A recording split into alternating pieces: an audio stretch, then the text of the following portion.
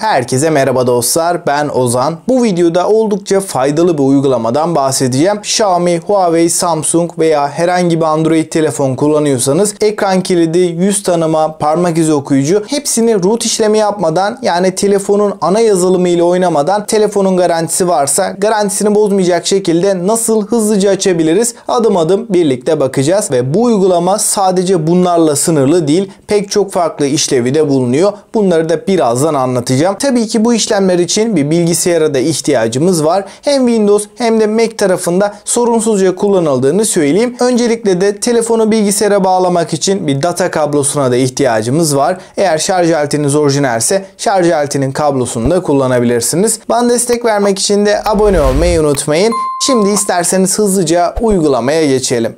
İlk olarak siteye gidip buradan uygulamayı indiriyoruz. Kurulumda gerçekten çok basit ve hızlı bir şekilde gerçekleşiyor. Uygulamada bilgisayarda çok fazla yerde kaplamıyor. 15 MB'lik bir alan yeterli. Arayüze baktığımız zaman da oldukça sade, kullanışlı bir arayüzün olduğunu söyleyebilirim. Tabii ki burada seçenekler İngilizce olarak önümüze çıkıyor, fakat ben hepsini detaylıca anlatacağım.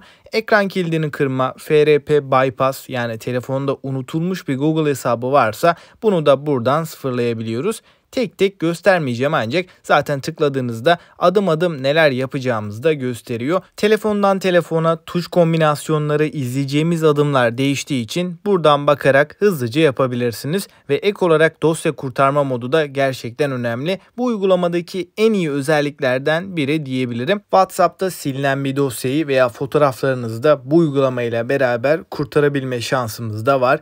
SD kart kullanıyorsanız da oradaki dosyaları da kurtarabiliyoruz. Ve ek olarak yazılımsal bir sorun yaşıyorsanız, telefon durduk yere kapanıyorsa, herhangi bir çökme vesaire oluyorsa buradan güncelleme ve düzeltme işlemlerini yaparak yazılımsal sorunları da çözebileceğiz. En önemli özellik olan ekran kilidi açma noktasında da işlemi yapmadan önce yedek almanızı öneririm. Çünkü kilidi açarken telefonumuz da sıfırlanıyor. Destekleyen markalarda epey fazla. İlk olarak ekran kilidi açma bölümüne giriyoruz. Burada start'a basmadan önce telefonu bilgisayara bağlamamız gerekiyor. Start dedikten sonra Device Connected, yani cihaz bağlıya tıkladıktan sonra da ufak bir yazılım indirecek. Ardından Remove Now tuşuna basıyoruz. Burada da telefonumuzun markasını seçmemiz gerekecek. Burada baktığımız zaman pek çok markayı görebiliyoruz. Samsung olsun, Huawei, Google, Xiaomi, Oppo, LG, aklınıza gelebilecek en popüler markaların tamamı bulunuyor. Kilidini kıracağımız telefonun markasını seçip Next tuşuna basıyoruz. Burada da gördüğünüz gibi telefonda hangi işlemleri yapmamız gerekiyor adım adım bize çok güzel bir şekilde özetlenmiş. Bu adımları tek tek uyguladıktan sonra telefonumuzun ekran kilidinden kurtulma işlemi başlayacak.